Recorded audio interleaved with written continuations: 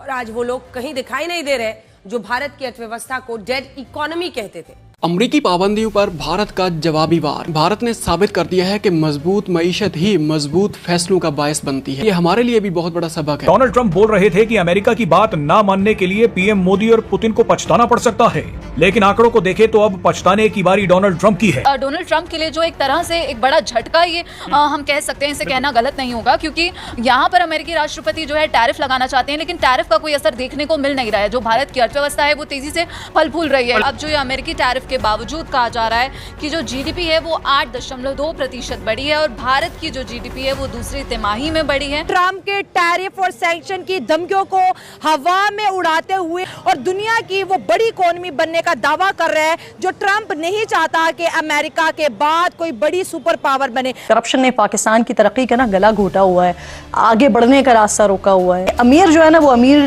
तर और गरीब गरीब तर होता जा रहा है। इंडिया के पड़ोस में हमें इंडिया में रोल्स रॉयस जो है वो बनने आई है। इंडिया में आईफोन वाले आकर के बैठ गए। यहाँ पाकिस्तान में क्या हाल है? मेरा ख्याल है मौजूद धर्म भरम हो जाएगा। लोड शेडिंग है कि खत्म होने का नाम नहीं ले रही। एटम बम बना करके हम चौड़े हो रहे हैं। मैं किस बात पे अपना सर फोड़ूं? पूरी पाकिस्तान का जो हल है ना सिर्फ जिहाद है।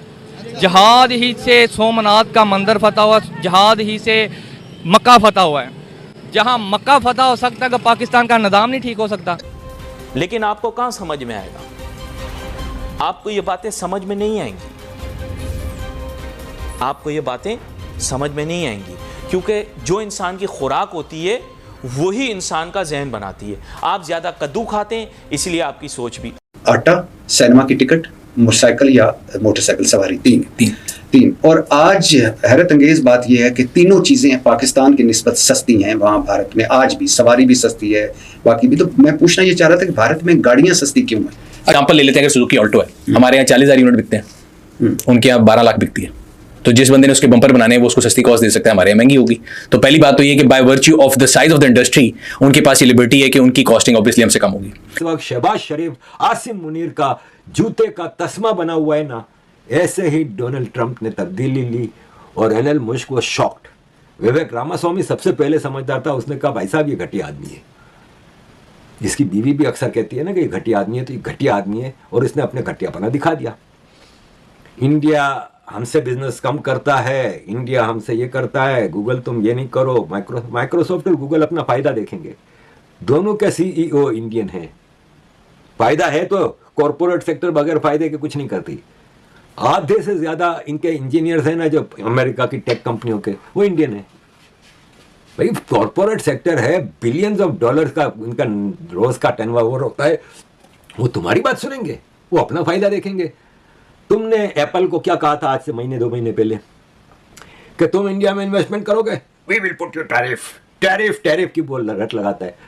एप्पल ने कहा लगा दो टैरिफ, लगा के भी हमें इंडिया में सस्ता पड़ेगा। भाई फ्रस्ट्रेशन का शिकार है ये आदमी, ये पागल हो गया है। आबादी कितनी है? 120 से 130 करोड़। तो उनके 120 करोड़ रुपए ये वो कुछ नहीं है, ये वो रेशो है। वो जो कहते हैं ना, लाजी बात है कि उनकी कंट्री बिलियनों में जाएगी ना, हम मिलियन में जाएंगे, वो बिलियन में जाएंगे, इक्वल है। क्योंकि हमारी पॉपुलेशन देखो, हमारी पॉपुलेशन के हिसाब से हम इंडिया से बहुत आगे हैं। समझ आई? आज तक किसी ने बात नहीं की। हम अपने वसाइल में हम अभी भी दुनिया में बहुत उस पे हैं। बात तो सही है। अब इंडियन पता है मजाक उड़ा रहे होंगे हमारा, बोल रहे होंगे बैंक करप्ट हो रहा है, डिफॉल्ट हो रहा है, और ये बातें इतनी बड़ी बड़ी कर रहे हैं।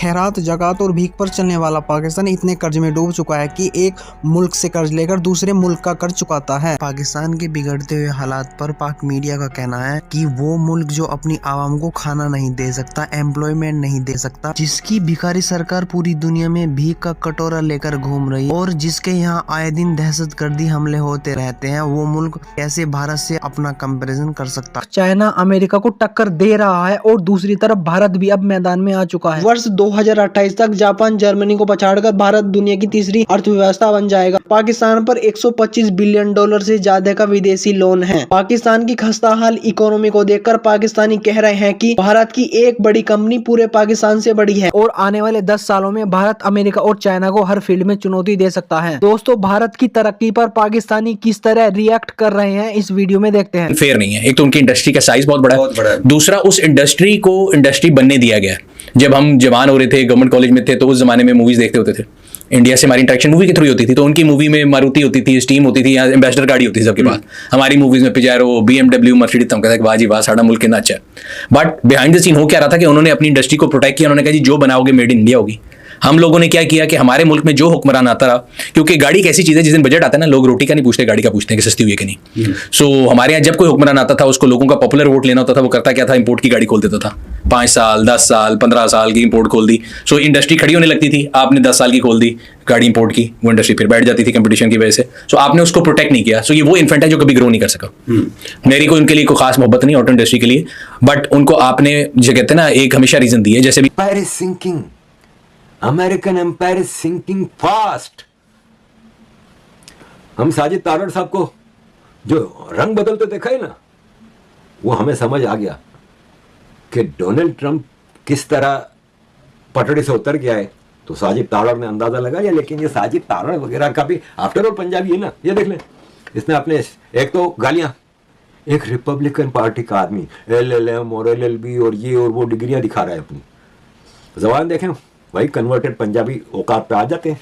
अपनी जबान इनकी देख लें आप।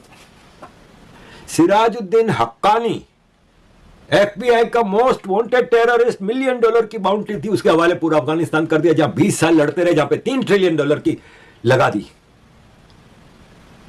फिर सीरिया, 15 साल सीरिया पे बमबारी की, मिलियंस ऑफ लोग मार दिए।